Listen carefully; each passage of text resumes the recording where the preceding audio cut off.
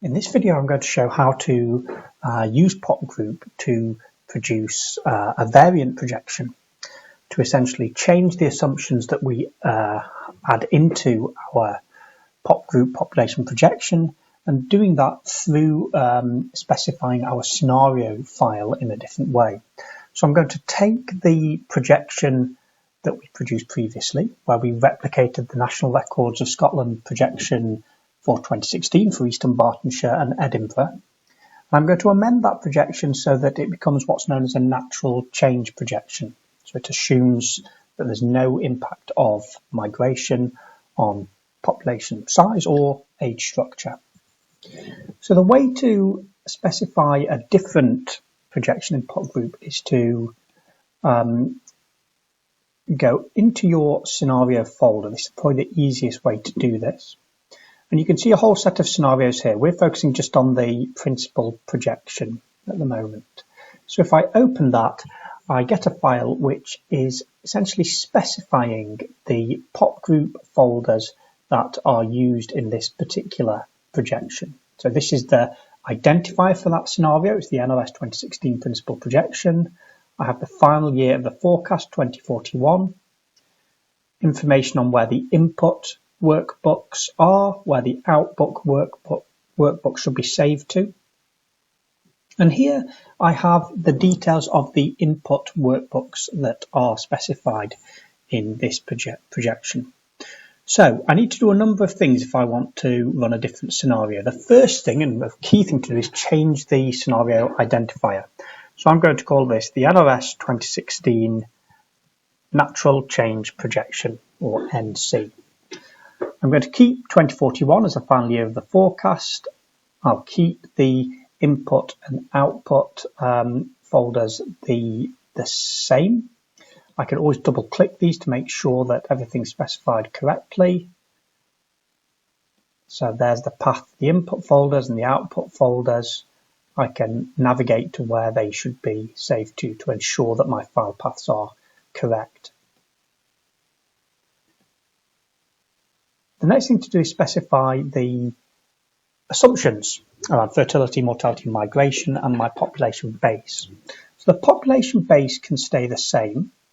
As I'm interested in a natural change projection, I can simply delete all of the files relating to migration. So now we don't have any assumptions around migration in the model. We're purely interested in how fertility and mortality affect the population in Edinburgh and East Dunbartonshire. We need to make a couple of other changes, and the changes that we need to make are relating to the fertility and the mortality files. So if we double click on these, we get taken to the input folder, and the change we need to make is we need to specify a different file which contains the same assumptions around fertility as in the National Records of Scotland projection, but a different way of achieving them. And in particular, what we need is we need our fertility principal projection file that includes rates of data. So the reason that this change is being made is the file that we currently have in our scenario file doesn't contain, or doesn't also contains, counts of births, so that our projection, principal projection, exactly replicates the births in the National Records of Scotland 2016 projection. If we use rates, we're very, very close, but there are some rounding errors that lead to very small differences.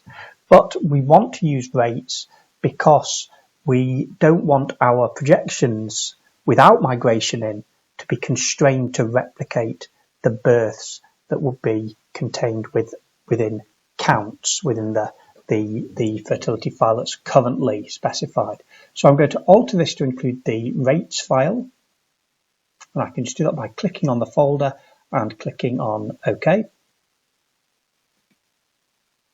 And the same with mortality. So currently in this mortality file, we have the actual counts of deaths that are recorded in the National Records of Scotland official projection.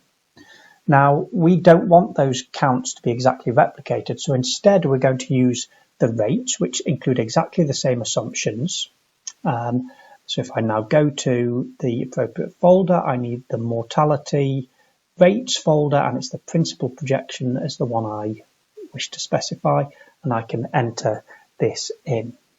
So now we're just using rates to derive our estimates of fertility and mortality.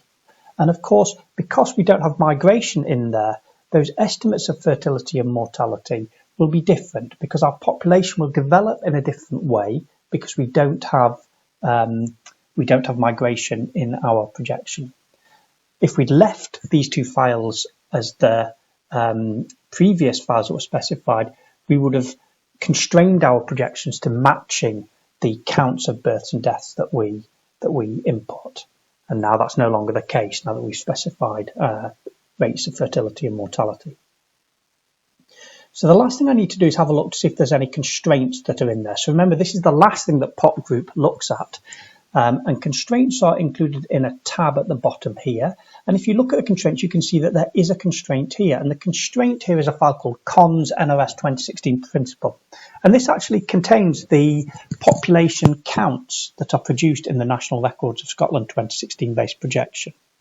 The reason these are included as in a constraint is so that the projections that are produced match exactly the National Records of Scotland projections. Removing this would lead to some very, very small differences due to rounding errors and so on in Popgroup's calculations. But it's important that I remove it here because I don't want that constraint to apply because I've now removed the effect of migration as assumed in the National Records of Scotland projection. So I think I'm all set to go now. I don't need to save this file because it will be saved when I run the model, and I've got a new name here, so it will be saved as a new scenario. This scenario will be used to identify all of the output files that come out of my projection. So I can now click on Run the Model, and that should run and produce a set of projections which don't include my migration.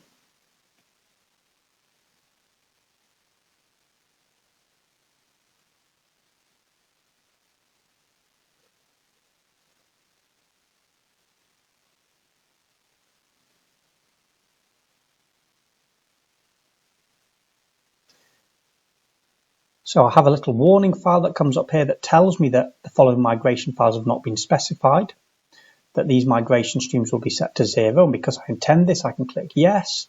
I get a further warning to tell me that this is a natural change forecast. If I click OK, then the rest of the projection should be completed. The forecast will be produced up to 2041, and a set of output files that we've looked at in previous videos will then be produced.